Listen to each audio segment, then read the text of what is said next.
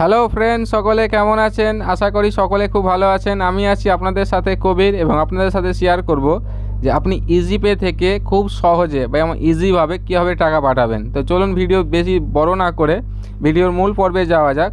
তো এখানে আমি আমার ইজিপে অ্যাপসটা লগ ইন করে নিচ্ছি। লগ ইন করার পর আপনাকে যেটা করতে হবে যে আপনি এখানে দুটো অপশান পাবেন, একটা ইজি ট্রান্সফার এবং একটা মানি ট্রান্সফার। এই দুটোর মধ্যে একটা আপনাকে পার্থক্য বলে রাখি, আপনি যখন মানি ট্রান্সফার করবেন তখন আপনার 1050 টাকা কাটবে 10,000-এ, এবং আপনি যখন ইজি ট্রান্সফার করবেন তখন আপনার 10,000-এ আপনার মাত্র 35 টাকা কাটবে। এই যে দুটোর পার্থক্য। তো যেহেতু আমি যেখানে কম কমিশন দিয়ে টাকা পাঠাবো সেখানে পাঠাচ্ছি ইজি ট্রান্সফার করে। এখানে কাস্টমারের মোবাইল নাম্বার এন্টার করবেন। তো আমি আমার কাস্টমারের মোবাইল নাম্বার এখানে দিয়ে দিচ্ছি। তো আমি এখানে কাস্টমারের মোবাইল নাম্বার দিয়েছি। দেওয়ার পর এখানে আপনি কন্টিনিউতে ক্লিক করবেন। ক্লিক করার পর আপনার কাছে একটা নতুন ফোন এসে একটা পেজ খুলে যাবে। এখানে যে টাকা ছাড়তে আসবে তার নাম দেবেন। হ্যাঁ, যে টাকা ছাড়তে আসবে তার নাম দেবেন, যে যার অ্যাকাউন্টে টাকা ছাড়বেন তার নাম নয়। যে টাকা ছাড়তে আপনার কাছে এসেছে তার নাম এখানে এন্টার করবেন। তো আমি এখানে নাম এন্টার করে দিচ্ছি। বুদ্ধেশ্বর মণ্ডল।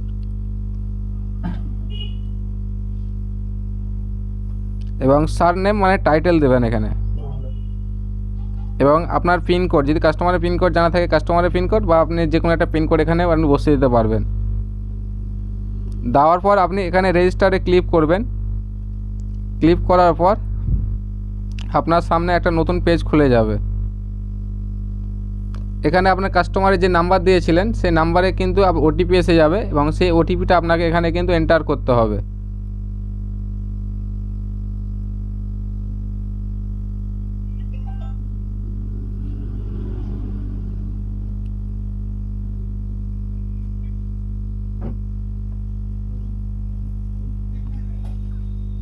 তো আমি এখানে কাস্টমারের ফোনে যে ওটিপিটা এসেছে সেই ওটিপিটা এখানে এন্টার করে দিচ্ছি। করার পর আপনি ভেরিফাই ক্লিক করবেন।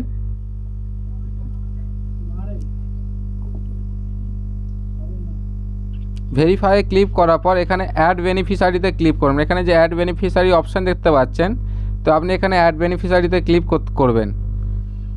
করার পর এখানে আপনি কাস্টমারের এখানে যে অ্যাকাউন্ট নাম্বার আছে সেই অ্যাকাউন্ট নাম্বারটা এখানে ইনপুট করে দেবেন।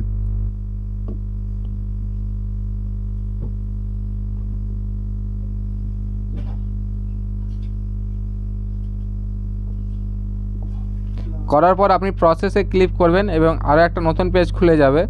তারপর এখানে আপনাকে যেটা করতে হবে, আপনাকে ব্যাংক সিলেক্ট করতে হবে। এখানে ব্যাংকের ওপরে ক্লিক করবেন এবং কাস্টমারের যে ব্যাংক আছে সেই ব্যাংকটা ক্লিক করবেন।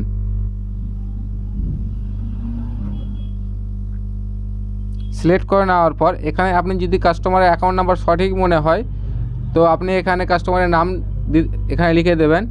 যদি মনে হয় যে কাস্টমারের নাম্বার হয়তো আমি ভেরিফাই করব যে কাস্টমারের সঠিক অ্যাকাউন্ট নাম্বার আছে কি না, তো আপনি গেট নামে ক্লিক করবেন। গেট নামে ক্লিক করার সাথে সাথে কিন্তু আপনার অ্যাকাউন্ট যার নামে আছে তার নাম কিন্তু এখানে অটোমেটিক এসে যাবে, এবং সেই সঙ্গে সঙ্গে আপনার ওয়ালেট থেকে কিন্তু 5 টাকা কাটা হবে। এটা ওয়ান টাইমের জন্য। তো আমি এখানে গেট নেমে ক্লিক করলাম, এবং অ্যাকাউন্ট নাম্বারটা আমার ভেরিফাই হয়ে যাওয়ার পরে সঠিক যদি অ্যাকাউন্ট নাম্বার হয় তো সেম নামই এসে যাবে, কবিতা মণ্ডল। তো কাস্টমারকে অ্যাকাউন্ট নাম্বার ঠিকই। তারপর আপনি এখানে সেভ করবেন। সেভ করার পর আপনি যে অপশানটা পাবেন এখানে ট্রান্সফার বলে যে অপশানটা আছে, ট্রান্সফারের উপরে ক্লিক করবেন।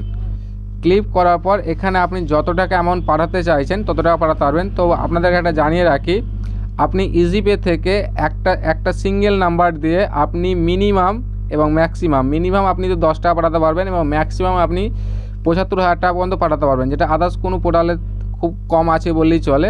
তো আমি এখানে যেহেতু বেশি টাকা পাঠাবো না, তো আমি যে টাকাটা আমি পাঠাবো সেই টাকাটা এখানে এন্টার করলাম। করার পরে এখানে ট্রান্সফারে ক্লিক করলাম। ক্লিক করার পর এখানে আপনাকে এস এবং নো কনফার্ম করার জন্য বলবে। তো যেহেতু আমি টাকা পাঠাবো তো আমি এখানে এসে ক্লিক করলাম।